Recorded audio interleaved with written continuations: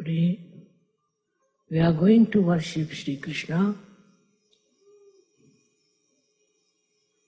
as a very great personality, and you know why he came on this earth, to establish this is the new form of not Virat, not Virata, but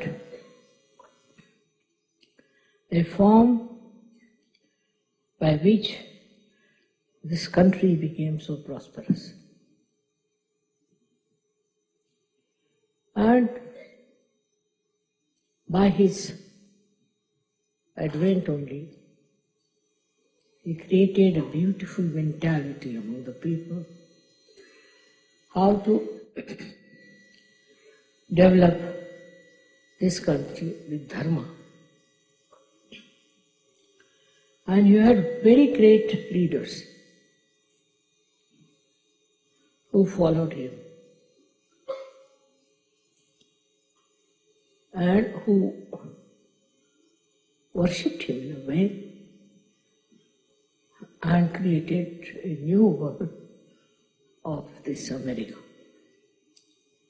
But unfortunately, as the time passed on, his form vanished from the minds of the people. The reason was Krishna was represented here by a very, very wrong type of people who had no idea about Shri Krishna. That he was a great master of wealth, that he knew how to use the wealth and how to create the wealth with dharma, not with adharma. They all forgot about it completely and gradually started using maneuvering powers, all kinds of adharmic things, cheating, grabbing money, spending their money in absolutely useless. He is Kubera. He doesn't need any money, of course. He achieves money. And not only that, he lived in money. They said that he created a golden house for him, absolutely made with gold, in Dwarika. But it submerged in the water, in the sea. And nobody believed that it is true. But now they have found out his house under the waters, very deep waters. So, all their conjecture about him was wrong, all false. That he was definitely a man who made lots of money by dharma. Also, he was a son of a king, and he built this Dwarika out of gold. It is still there, and people have found it, but under the sea. Thousands of years have passed, but still existed. Only because perhaps we belong to Shri Krishna, it is still existing. That's what it is. Because he was the one who was for Satya, for truth. He was for truth. And he worked out everything on the principle of truth. Whatever was not truth, he tried to finish it up. Whatever was destructive, he tried to remove that. And he established himself through truth only. He is the one who represents the truth, absolute truth, and how the truth can prevail in everything. I'm just the opposite of him because I don't understand money at all. But he's looking after that part in my life. So I'm so hopelessly bad. I don't understand banking. I don't understand money. I can't even count money. Now, what can you say to that? But he's there to look after. And I have never a dearth of money, never a dearth of any wealth. It's all full of it. Also, it comes through your sense of satisfaction. If you have that sense of satisfaction, you don't look for money. What happened in your country that some people got money? If you got little money, then you get the taste of money. They are not satisfied people. So like mad, they went on spending on nonsensical things. It is something very much human. After human evolution, after you have reached a certain state of enlightenment, then all these demeaning things like greed all disappear from your character. You don't have that greed in you anymore, and you become extremely a satisfied person. To you, money is there, all right, but it's not so important.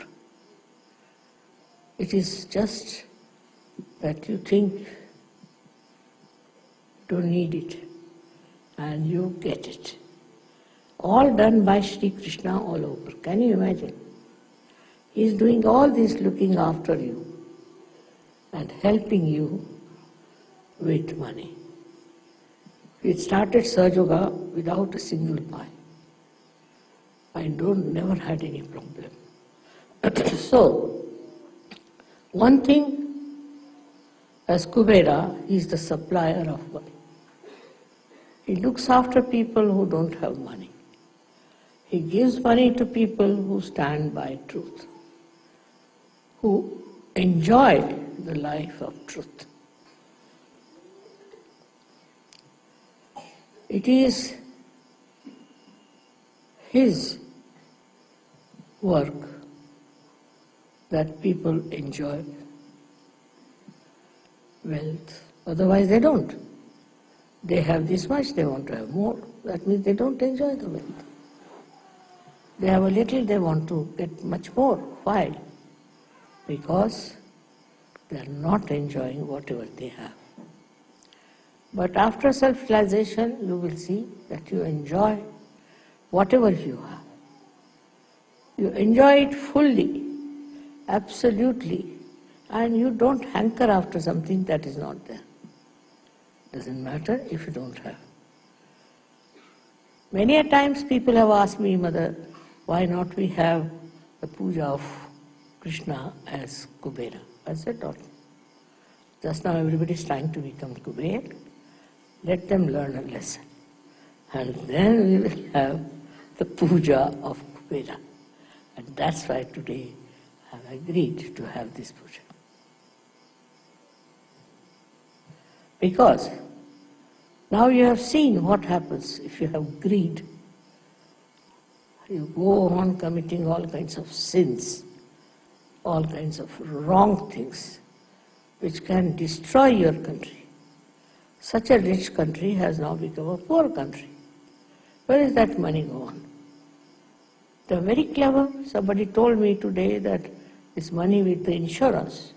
My God, I said, the law is such that you can't get out that money. Secondly, they said that it is in offshore and all that. I said, but see now, they were never afraid that they'll be caught up. And they continued for so many years. But I'm sure one day they'll all be exposed by Kubera himself. So, today by worshipping Kubera, what we are doing, we are going to establish the truth of money. What lies behind the money? What is the point of having money? This country had money. As a result, so many good people came here to work, and you had so many complimentary things. You had lots of people who have complimented. Because I think in certain things Americans were a little less. Not in intelligence, but in brilliance I think they were a little bit lacking. So they got very brilliant people from abroad. And also they were very focused people, so they worked it out very well. Also they respected people who came with brains. So this is what happens when you forget that truth is the main point. If you don't have the truth, no use having money. Because what you did was to go around with this thing, that thing, all kinds of things, to just get money. The other day I was traveling through Las Vegas, last year. And when we stopped at that airport, so many people walked into the aeroplane. And they all were looking as if somebody is dead in their family, what has happened.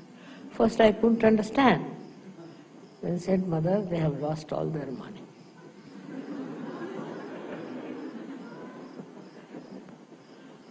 So, when they have money, they are jumping. Next moment, they are crying because they have lost the money. What's the use of such a money, which is so temporary, which is so useless? But that is human nature, to run after Maya. And this is the quality of money, that it gives you Maya. Maya like this, that they get a little money somewhere. With that little money, they buy something. Then they think money is very important. So you can buy lots of things. You can buy cars, you can buy aeroplanes, this, that. So there is where Maya plays on. And you start running after that mad money, which makes you mad. It's nice that at this juncture they have discovered the falsehood of this Maya money. And I'm so happy that they were all handcuffed and all their power of money was finished. So, this Kubera is working out all these tricks. Krishna is a very tricky, extremely tricky personality. He puts the tricks every action after every action. Now money matters, he first befools you, that you run after it. And then you just discover that it was stupidity. We have a story in our country called Sheikh Chili. He got little money and he got into the grab of this Maya. So he thought, I can do very well.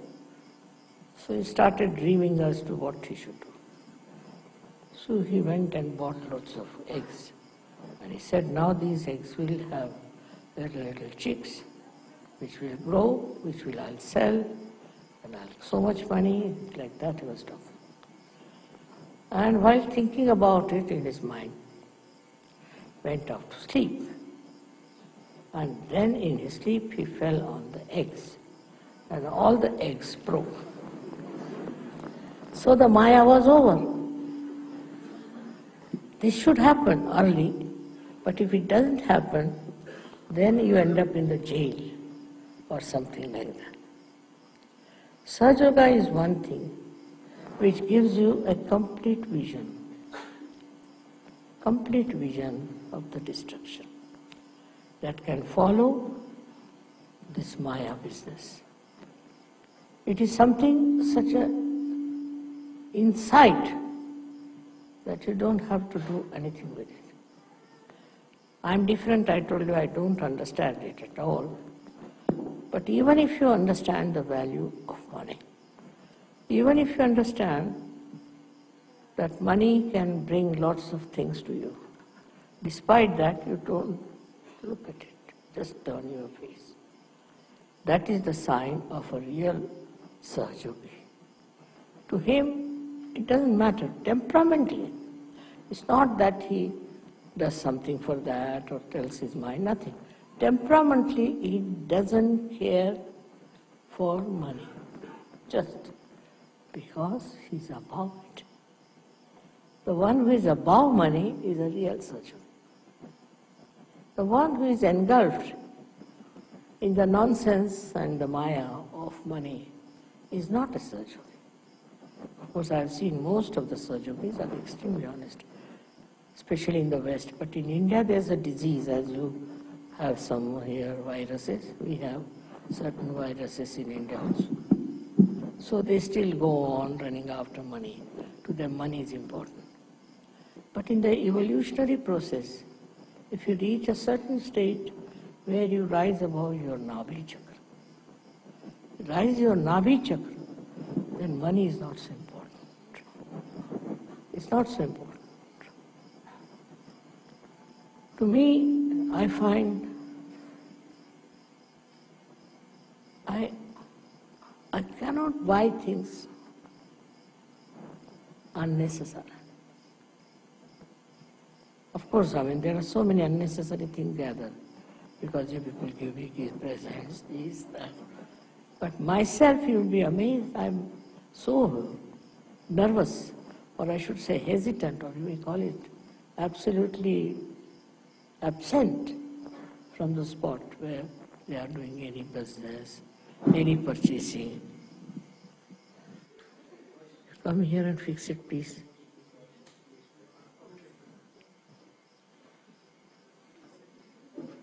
It falls down, so I'm holding on.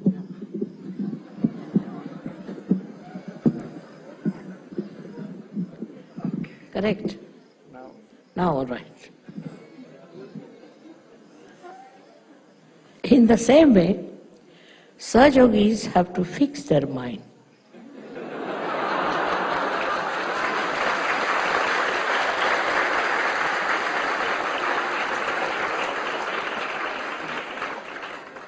To their spirit and enjoy the powers of pure spirit, your own.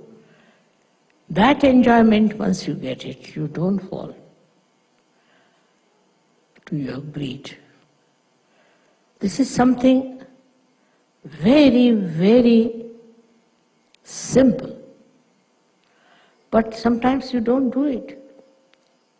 You get enamored by something, maybe a car, maybe an aeroplane, I don't know what, whatever it is. It's a headache to have too many cars, isn't it? But people have. They think by that people are impressed and they think no end of themselves and nothing. If they are impressed, what is the use to us? What do we get out of it?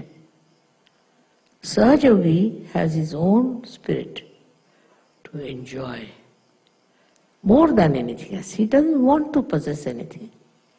It's a headache to possess things also. The other side of it is a Mahalakshmi. If that principle is within you, Mahalakshmi principle, you will have never a problem of money. On the contrary, you will know how to stop it.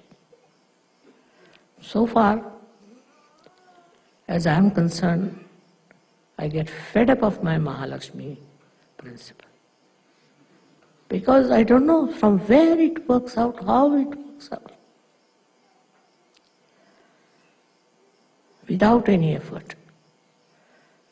But temperamentally, I have no interest at all.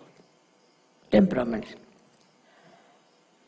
But it is I don't know what is the cause of this effect. Now supposing I buy some small thing, just like that. It will sell at least 10 times more. It will be of value at least 10 times more. I don't know how. It's very surprising. Automatically, I'll buy something very small and I find it's very expensive. How it works, that must be miracles of Mahalakshmi, I think.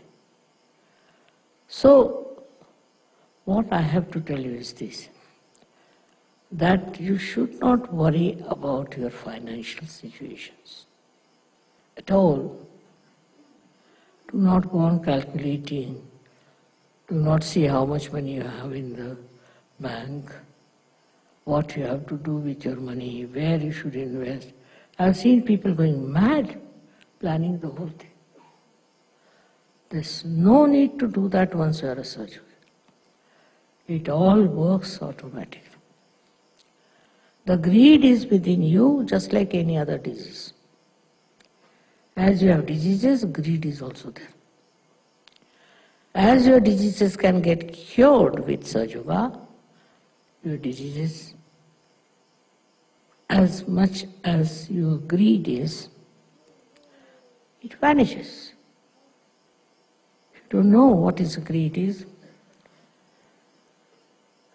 the only way to counterbalance is to become extremely generous. If you are extremely generous, greed will run away. That may be another way of doing it. Supposing you get something in your house and you think it is too much. Not to get rid of it, but just you think it's too much, you should give it to someone. You just start thinking, whom can you give? And immediately you remember, oh, that person doesn't have this. Let me give him this. And if you give him, he'll be so thankful. And he'll say all kinds of nice things to you, which normally nobody would say to you. Nobody.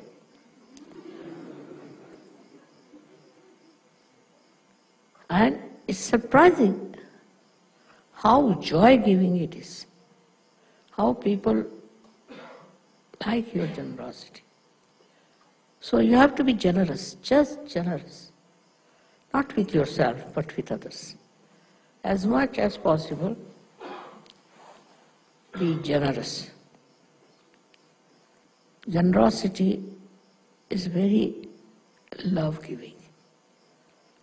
One of the expressions of your love.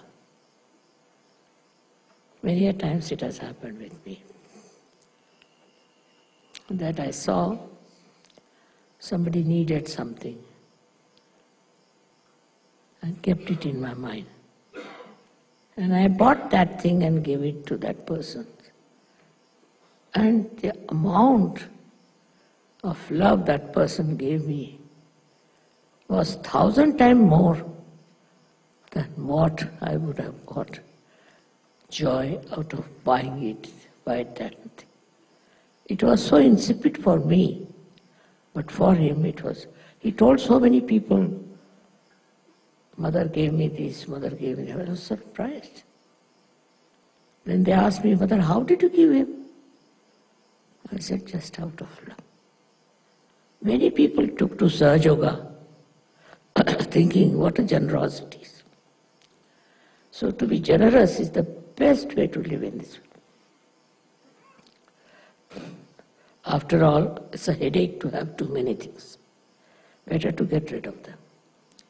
But out of love, if you do that, you will know how much they will be appreciative of you. Another thing is to get rid of greed. you should try to do some sort of a collective social work. Supposing you go to some place where lots of poor people are there. I tell you, your greed will just drop. Be amazed how these people are living, in what conditions. Why do I care for all the wealth and everything? That will be just shocking. Sometimes you see people in India also in a very bad condition. Once I went to Calcutta and I was some or other, you see, by chance, I happened to be in places where people were in a very, very great poverty, even the children. And you'll be amazed, for days together I wouldn't eat my food. I was crying and not eating my food. I just didn't know what to do. Because I felt, what is this? Why these people are so poor? And I was helpless, so I was crying. That one day I should try to do something for them. It is really remarkable at a very young age of mine. I started a leper home. I started an infirmary, a refugee home, all kinds of things. And I never even thought that whatever money I have, if I give to these people, I may have to give up some things. I also sold some of my things because so pleasure-giving, I tell you, so pleasure-giving, so joy-giving to be generous. It is so paying in every way that you should be generous. That is the quality of Kubera. He is an extremely generous personality. And that's what personality you should be. So I've seen that Sahajogis are very generous. So far nobody has told me that somebody is a miserly fellow. So far. But I'm sure one day will come when we'll have people of very high quality. In Sahajaga we don't say, like other cults say, that you give up your clothes, you give up your family, you stay in a forest or in a hut or into nothing of that. Don't give up anything. You have to give up from your heart. Just it should happen in your personality. Don't have to give up. And if you have that well built in spirituality, you will not even think of grabbing someone. On the contrary, you would like to give up everything. My father was even worse than me, I should say. He always used to leave the house open, all doors open. He said, no thief will come if you keep the doors closed. So one day a thief came and he took away his gramophone. In the old times, these big horn ones, he took away. The next day my father was sitting very sad. So my mother asked her, why are you sad? Because of the gramophone. No, I'm only sad because it seems he's a connoisseur of music. He has taken the gramophone, but no records. So my mother said, all right, what should we do? Should we advertise in the newspaper that you take away your records? I mean, it's such a beauty that even after so many years, I'm telling you and you are enjoying. What a beautiful character it was of generosity. But if you force it through religion, through any such ideas, that you give up that, don't have to give up. You give up from within. If you are not attached to it, you have given up. That should be there. And if you all enjoy your generosity and charity, nothing like it. I have known people who are very rich and all that. But they lack generosity. That is another quality of Kubera. He perhaps understands banking, perhaps. That time there were no banks. But I think must be, because the way he manages banks, it seems to me that he's sitting on top of them. And that's why still in the banks there is no problem. I don't know. But he's a very clever person, very intelligent, very alert, which is important if you have to deal with money. Though he was absolutely detached from money. And just see his life, what he did. He lived in childhood with his guru, and he used to take what you call the cows and herds outside in the jungles. That is how he lived in his childhood. And later on, he was playing with the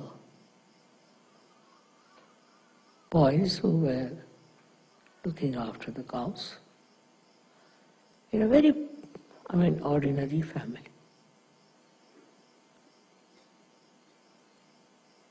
He never hankered after money. He used to steal the butter, because these ladies used to sell these to Kansas military people. So he used to eat that, so that this lady should not give it to them. Just imagine, such a little boy like him. So actually, how he was teaching them a lesson. Those ladies were greedy, wanted to give that to these horrible soldiers, and he would eat all that butter himself. In everything that he did, what you see is extreme generosity.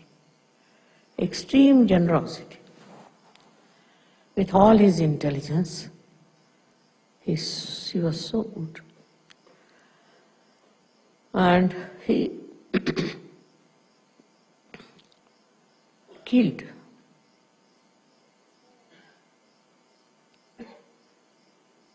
his own uncle, I should say.